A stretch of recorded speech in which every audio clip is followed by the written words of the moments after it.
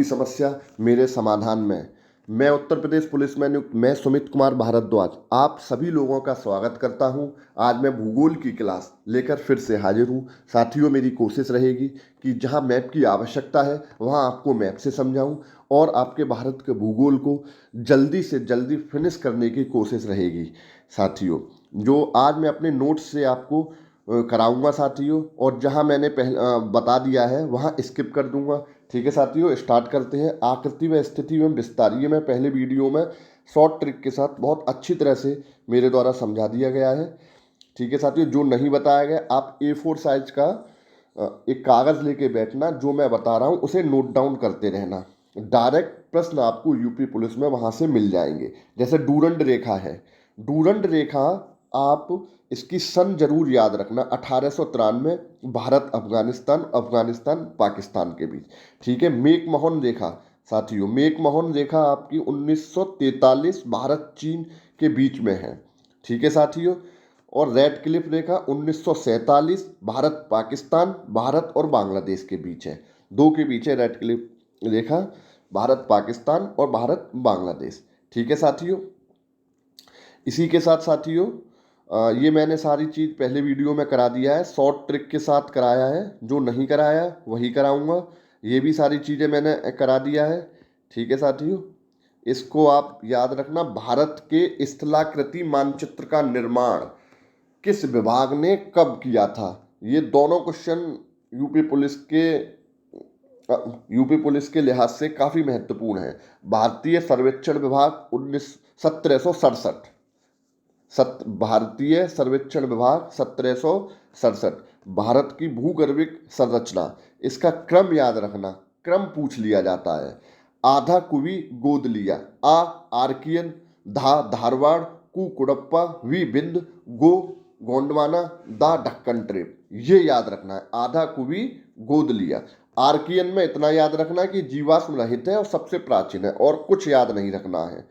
धारवाड़, धारवाड़ की चट्टानों में आपको इससे लोहा, सोना, मैग्नीज, कोबाल्ट मिलता है, इतना याद रखना है और कुछ याद नहीं रखना है। इसीलिए मैं कह रहा हूँ एक कागज़ लेके बैठना जहां आप नोट डाउन करते रहना। कुड़प्पा, कुड़प्पा में क्या याद रखना? कुड़प्पा से बलुआ पत्थर, चूना पत्थर मिलते हैं। ठीक है साथियों, सबसे ज़्यादा चूना पत्थर का सर्वाधिक भंडार कहाँ पे है? कुड़प्पा में। डायरेक्ट प्रश्न ये आता है। बिंद, बिंद में आपको यही याद रखना है कि धात्विक खनिज का अभाव रहता है इसमें। लाल बलुआ पत्थर, चूना पत्थर, संगमरमर, हीरा, पन्ना। ठीक है साथियों, आगे बिंद के बारे में बताऊंगा। इससे ऊपर कौन सी पर्वत है, इससे नीचे आगे वीडियो में बताऊंगा। सब मैंने बिल्कुल जो इम्पोर्टेंट है सब लिख रखा है। गोंडवाना, गोंडवाना आपके यूपी पुलिस के हिसाब से बहुत महत्वपूर्ण है, जिसमें आपको ये भी याद रखना है गोंडवाना का जो भाग है वो कहाँ कहाँ पड़ता है। छोटा नागपुर पठार, दामोदर नदी बेसिन, सोन महानदी, नर्मदा गोदावरी बेसिन। ठीक है, Son basin, Mahanadi basin, Narmada basin, Godavari basin, ये याद रखना है। गोंडवाना में किस बेसिन में नहीं पड़ता है, इस तरह से क्वेश्चन बन सकता है, और ये क्वेश्चन आएगा तो हार्ड क्वेश्चन होगा ये। ठीक है साथियों, इसका विकास, गोंडवाना का जो विकास हुआ था वो किस काल में हुआ था? तो आपको याद रखना है कार्बोनिफेरस से जुरेसिक काल में हुआ था गोंडवाना। कार्बोनिफेरस जुरेसिक काल। ठीक है। यहाँ बिटुमिनस प्रकार का कोयला सबसे अधिक पाया जाता है। भारत का 98% कोयला यहीं से मिलता है। डायरेक्ट क्वेश्चन आ जाता है कोयला किस चट्टानों से प्राप्त होता है, तो आपको लिखना है गोंडवाना। ढक्कन ट्रेप, ढक्कन ट्रेप में ये किस काल में निर्मित है? Cretaceous Eocene. इतना खाली आप याद रखना। ठीक है साथियों। अब टर्सरी क्रम की चट्टानों का काल आप याद रखना, इयोसीन काल से प्लायोसीन काल तक। ठीक है साथियों, इसका विस्तार कश्मीर से असम तक है। ये क्वेश्चन डायरेक्ट पेपर में पूछा जाता है कि हिमालय पर्वत श्रृंखला का निर्माण जो हुआ था वो किस क्रम की चट्टानों से हुआ था। 3-4 आपको ऑप्शन दे दिए जाएंगे, उसमें टर्सरी क्रम की चट्टानें हैं। हिमालय पर्वत श्रृंखला का निर्माण किस क्रम की चट्टानों से हुआ था? टर्सरी क्रम की चट्टानों से। निम्न स्तरीय कोयला किस चट्टानों से पाया जाता है? अधिकांश बच्चे गोंडवाना लगा के आते हैं, यहाँ ये नोट करने वाली बात है। निम्न स्तरीय कोयला टर्सरी क्रम की चट्टानों में पाया जाता है। इनसे प्राकृतिक गैस व पेट्रोलियम पदार्थ पाए जाते हैं इन चट्टानों में। ठीक है, क्वाटरनरी क्रम की चट्टानें ये मैदानों क्षेत्रों में पाई जाती हैं, मैदानी क्षेत्रों में। ठीक है साथियों, पुरानी जलोढ़ मृदा को बांगर कहते हैं। ठीक है साथियों, ये तो मुझे इस तरह से याद है, बांगरमऊ। जब आप सेलेक्ट हो जाओगे पुलिस में तो एक बांगरमऊ उन्नाव में एक ट्रेनिंग सेंटर है जहाँ मेरी ट्रेनिंग हुई थी, इसीलिए मुझे वहाँ बहुत उसके पास ही बांगरमऊ था, इस हिसाब से मुझे याद है, क्योंकि पुरानी सबसे पुराना सेंटर वही है। जब आप जाओगे सारी चीज़ें यूपी पुलिस की, जब तक आप ट्रेनिंग करके ज़िले में नहीं आ जाओगे तब तक आपका साथ दूंगा। ट्रेनिंग में क्या क्या लेके जाना है, क्या क्या नहीं लेके जाना, ट्रेनिंग में क्या क्या करना है, क्या क्या नहीं करना है। ठीक है साथियों, सारी चीज़ें आप मुझसे जुड़े रहिए, सारी चीज़ें बताऊंगा मैं। नवीन जलोढ़ मृदा को खादर कहते हैं। ठीक है साथियों, और एक यह वेरी इंपॉर्टेंट क्वेश्चन है साथियों, प्लूस्टिन काल के निक्षेप मिलते हैं किस मरुस्थल में मिलते हैं? प्लूस्टिन काल के निक्षेप, ध्यान रखना, थार मरुस्थल। ठीक है साथियों, ये उत्तर पूर्वी पर्वतमाला, ये आपको अभी मैं आगे कराऊंगा। ठीक है साथियों, आप सबसे महत्वपूर्ण चीज़ जो है वो दर्रे और सुरंग है, इनको याद रखना। दर्रे सुरंग यूपी पुलिस के हिसाब से वेरी इंपॉर्टेंट टॉपिक है, यहाँ से प्रश्न पूछने के 99% चांस हैं। मैंने आपको पहले भी बताया है, यदि आपने पुराने पेपरों का एनालिसिस नहीं किया है आप कर लो, एनालिसिस कर लोगे तो आप ये देखोगे कि कहाँ से क्वेश्चन आ रहा है, कहाँ से नहीं आ रहा है। ठीक है साथियों, अटल सुरंग ये सबसे बड़ी सुरंग है, किन किन को जोड़ती है? लेह और मनाली को। मैं तो इस तरह से याद रखता हूं, अटल सुरंग जैसे ही आएगा तो मुझे मेरे माइंड में एलएम आ जाता है, अटल, एलएम। एलएम एक पुलिस का शब्द होता है, पुलिस लाइन का जो होता है एलएम, लाइन मुहर्रिर, उस तरह से मुझे ये याद है, अटल, यानी कि लेह को मनाली से जोड़ेगा। बुर्जिल दर्रा, एस जी, यानी कि श्रीनगर, एस से श्रीनगर, जी से गिलगित, श्रीनगर को गिलगित से जोड़ता है। जोजिला, एस एल एल, ठीक है, श्रीनगर को लेह लद्दाख से जोड़ता है। जोजिला दर्रा श्रीनगर को लेह लद्दाख से जोड़ता है। शॉर्ट ट्रिक मैंने साथ साथ इसमें लिख रखी है, मेरे माइंड में मैं तो 4 से 10 दफ़ा इसे रिवीजन कर चुका हूँ, तो मुझे तो याद है। आप भी 2-3-4 बार पढ़ लोगे, 1-2 बार अपने हाथ से लिख लोगे, आपको भी याद हो जाएगा। और मैं आपसे यही बोलूँगा कि जितना हो सके उतना रिवीजन करना, जितना रिवीजन करोगे उतना डाउट एग्जाम में आपको सबसे कम होगा। और ऐसी चीज़ें बार बार रिवीजन करने से, इसीलिए मैं बहुत ही कम जो मोस्ट इम्पोर्टेंट है वही आपको करा रहा हूँ, ताकि आपको याद रहे। वहाँ पेपर में जब एग्जाम हॉल में बैठे हो आप, तो आपको कन्फ्यूजन नहीं होना चाहिए। बस जहाँ कन्फ्यूजन हुआ वहाँ मान लो आपके सिलेक्शन होने के चांस घटते जाते हैं। इसीलिए बहुत जो सॉलिड चीज़ है, जो डायरेक्ट प्रश्न आ सकते हैं, वही मैं कराने की कोशिश कर रहा हूँ, जो आपको समस्या लगती है। बारालाचा दर्रा, ये एच के यानी कि हिमाचल को कश्मीर से जोड़ता है, बारालाचा। नीति दर्रा कहाँ है? मोस्ट इंपोर्टेंट है, बार बार पूछा जाता है, उत्तराखंड में है। माना दर्रा कहाँ है? उत्तराखंड में है। ठीक है, माना, माँ यानी कि मोटर, ये मोटर वाहन योग्य विश्व का सर्वोच्च दर्रा है, माना दर्रा। लिपू लेक दर्रा उत्तराखंड में है, जहाँ मानसरोवर यात्रा होती है, लिपू लेक। ये माना दर्रा, नीति और लिपू लेक वेरी इंपॉर्टेंट है, याद रखना। थागला दर्रा उत्तराखंड में है। ठीक है साथियों, जैलिप ला दर्रा, के एल याद रखना। सिक्किम कलिंगपोंग दार्जिलिंग से ल्हासा को जोड़ता है, कलिंगपोंग से ल्हासा को जोड़ता है। ये तिस्ता नदी इसी दर्रे से होकर गुजरती है। किस दर्रे से? जैलिपला। ये याद रखना, जो मोस्ट इंपोर्टेंट चीज़ है वो मैंने डायरेक्ट यहीं पे लिख दी है। तिस्ता नदी कहाँ से होकर गुजरती है? जैलिपला। डायरेक्ट प्रश्न आ जाता है। नाथुला दर्रा कहाँ है? सिक्किम, DCT, नाथुला DCT दार्जिलिंग, चुम्मी घाटी तथा तिब्बत को जोड़ता है। इसी तरह से 2-3 बार रिवीजन करोगे, बहुत अच्छी तरह से आपको याद हो जाएगा। बूमला, बोमडिला, सैला अरुणाचल प्रदेश में, ये 3, बूमला, बोमडिला, सैला अरुणाचल प्रदेश में है। मणिपुर, तुजू दर्रा, मणिपुर कहाँ है? तुजू दर्रा में।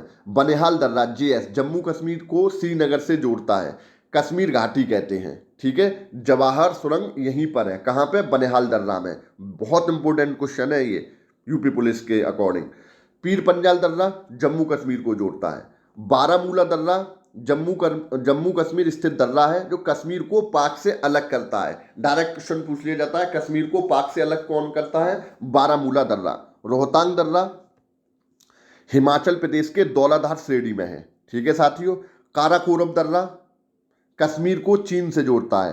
केसी लिख दिया है, कश्मीर को चीन से जोड़ता है। भारत चीन सीमा पर रणनीतिक दृष्टिकोण से महत्वपूर्ण है। यांग याप दर्रा अरुणाचल प्रदेश है, यहीं से ब्रह्मपुत्र नदी भारत में प्रवेश करती है। ब्रह्मपुत्र नदी भारत में कहाँ से प्रवेश करती है? यांग याप दर्रा से प्रवेश करती है। दिफू दर्रा अरुणाचल प्रदेश, दिफू दर्रा कहाँ है? अरुणाचल प्रदेश, जो भारत चीन म्यांमार का ट्राई जंक्शन है।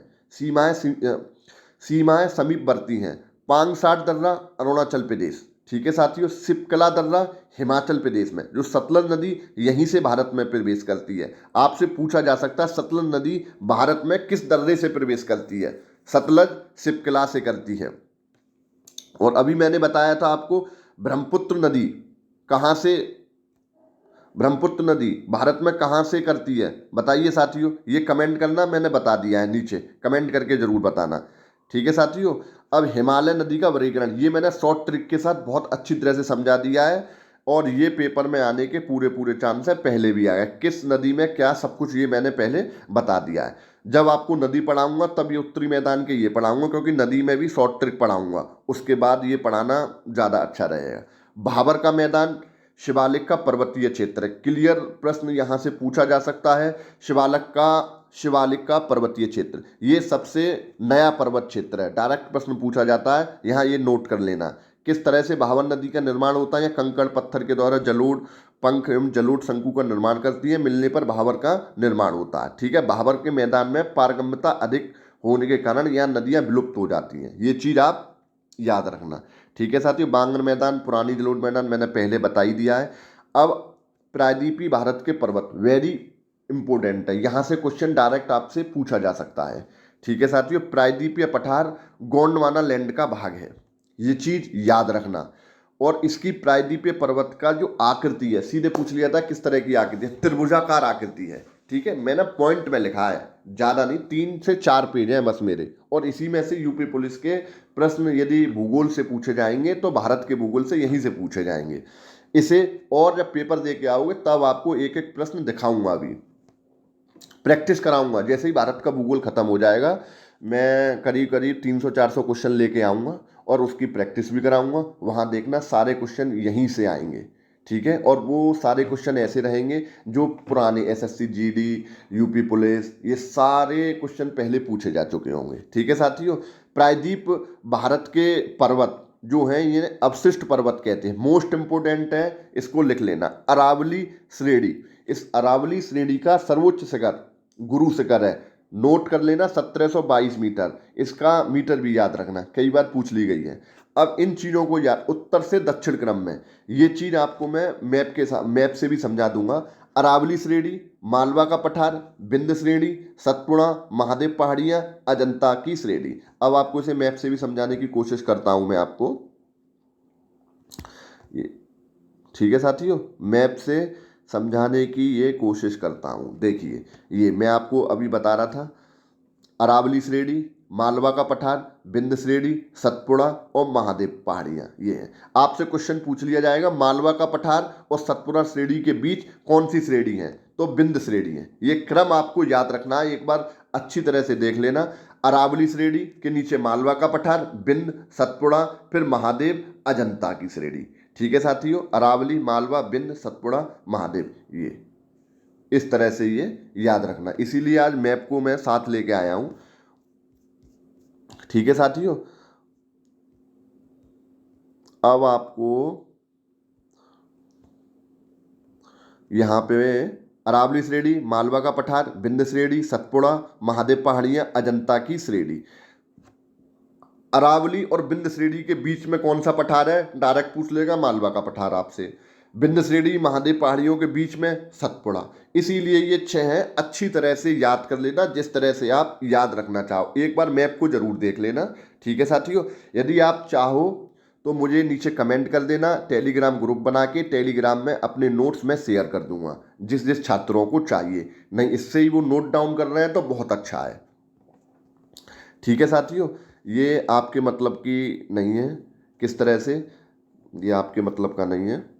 विंध्य श्रेणी, यह श्रेणी दक्षिण भारत को उत्तर भारत से अलग करती है। Very very very very important question है, डायरेक्ट पूछा जा सकता है कि उत्तर भारत और दक्षिण भारत को कौन सी श्रेणी अलग करती है। ध्यान रखना, विंध्य श्रेणी अलग करती है। इसके दक्षिण में, यानी कि विंध्य श्रेणी के दक्षिण में नर्मदा ब्रह्मस घाटी का निर्माण हुआ है। आगे जब नदी पढ़ाऊंगा तो ये मैं बता दूंगा कौन सी नदी कहां से निकलती है।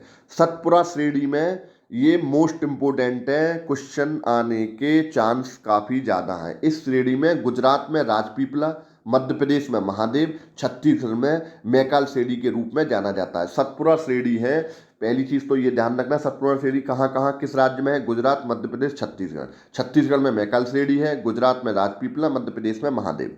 ठीक है, यह नर्मदा व ताप्ती की ब्रह्मस घाटियों के मध्य स्थित है। ठीक है, नर्मदा ऊपर है, ताप्ती नीचे, बीच में सतपुड़ा श्रेणी है। ठीक है, इसे प्राचीन ब्लॉक पर्वत कहते हैं।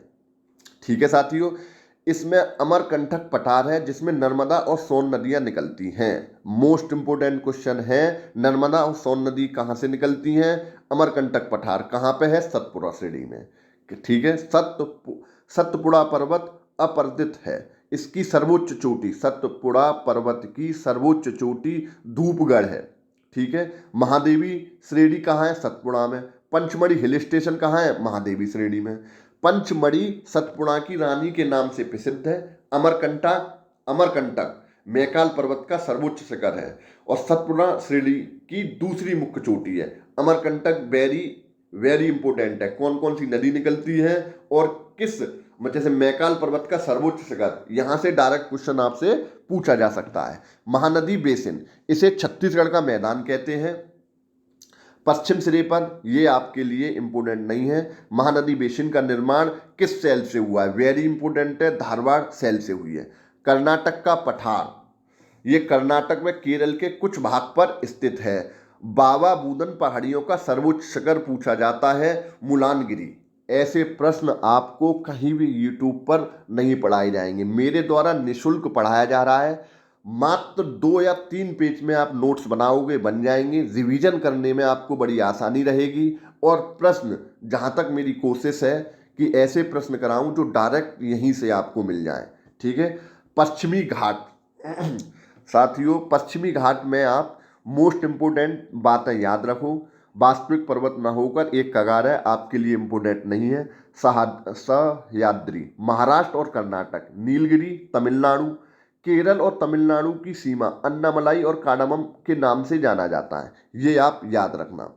दक्षिण से उत्तर की ओर ऊंचाई कम होती जाती है, किसकी, पश्चिमी घाट की। ठीक है साथियों, अब ये आपके लिए मोस्ट इंपोर्टेंट क्वेश्चन है, इसको नोट डाउन कर लो, रट लो। पश्चिमी घाट पूर्वी घाट के मिलन स्थल पर नीलगिरी पहाड़ी की एक गांठ है।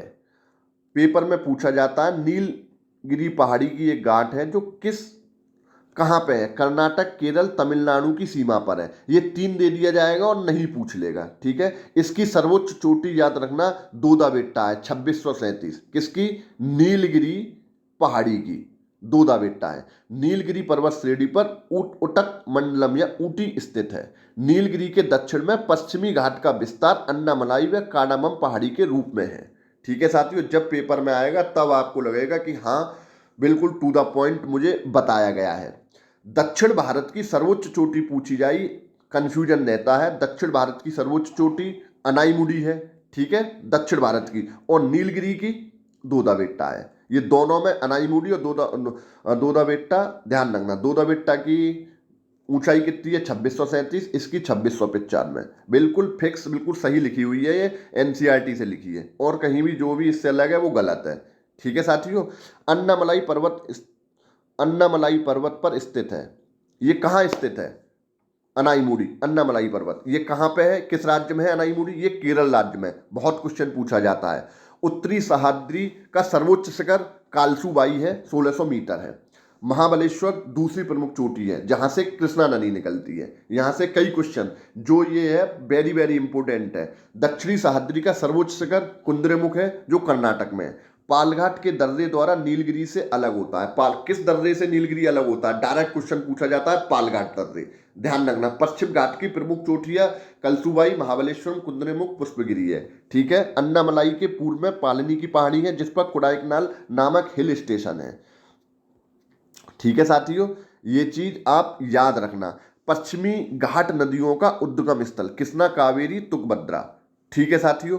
महाराष्ट्र में कौन कौन सी पहाड़ियां हैं, कौन कौन सी, ये डायरेक्ट पूछ लिया जाता है। निम्नलिखित में से कौन सा महाराष्ट्र में स्थित नहीं है? ठीक है। बालाघाट, हरिश्चंद्र और सतमाला, ये महाराष्ट्र में है। ठीक है। ये मैंने आपको बहुत अच्छी तरह से पुराने वीडियो में करा दिया है। पश्चिमी घाट के प्रमुख दर्रे TBPS के हिसाब से बहुत अच्छी तरह से। पूर्वी घाट, ये मोड़दार अवशिष्ट पर्वत है, इसकी सर्वोच्च चोटी पूर्वी घाट। इतना इंपॉर्टेंट नहीं है। क्वेश्चन यदि एग्जामिनर पूछेगा तो पश्चिमी घाट से पूछेगा। पहले पेपरों का आप एनालिसिस करोगे तो इस बात को आप खुद आपको पता लग जाएगी जब आप एनालिसिस कर लोगे कि पश्चिमी घाट से प्रश्न ज़्यादा पूछे गए हैं। ठीक है साथियों। उत्तर से दक्षिण क्रम में पहाड़ियाँ लगाने के लिए आ जाए। सेवराय, जावानी, ये आपके लिए इम्पोर्टेंट नहीं है, लेकिन फिर भी एक बार देख लेना, क्योंकि अब जो पेपर का जो स्टैंडर्ड है वो बढ़ता जा रहा है साथियों। भारत में पठार मोस्ट इम्पोर्टेंट है, इनको आप देख लेना। कटियावाड़, ये गुजरात में है, प्राचीन आर्कियन दक्कन पठार का अंग है। ठीक है। मेवाड़ या मारवाड़ का पठार दक्षिणी पश्चिमी राजस्थान में है, मारवाड़ी संस्कृति का केंद्र है। ठीक है साथियों। ज़्यादा इम्पोर्टेंट बघेल, बुंदेलखंड और बघेलखंड, ये डायरेक्ट क्वेश्चन आपसे पूछा जाता है। किस कहाँ पे है, किस राज्य में है? बुंदेलखंड जो MP और UP का भाग है। बुंदेलखंड में तो रहते MP और UP, और बघेलखंड MP और छत्तीसगढ़ में। ठीक है साथियों, याद रखना। बुंदेलखंड अपना है तो UP MP हो गया, बघेलखंड मध्य प्रदेश और छत्तीसगढ़ में है। ठीक है साथियों। रॉयल सीमा का पठार वेरी वेरी इंपॉर्टेंट है, याद रखना। आंध्र प्रदेश, डायरेक्ट प्रश्न पूछ लिया जाता है। तेलंगाना और इसमें आपको डाउट होगा, इसलिए रॉयल सीमा का पठार आंध्र प्रदेश में है। ठीक है। मेघालय का पठार मेघालय में है। प्राचीन आर्कियन पठार मुख्य पठार से, मेघालय का पठार मुख्य पठार से राजमहल गैप द्वारा पृथक होता है। ठीक है साथियों। दक्कन लावा का पठार मध्य प्रदेश, गुजरात, दक्षिण भारत।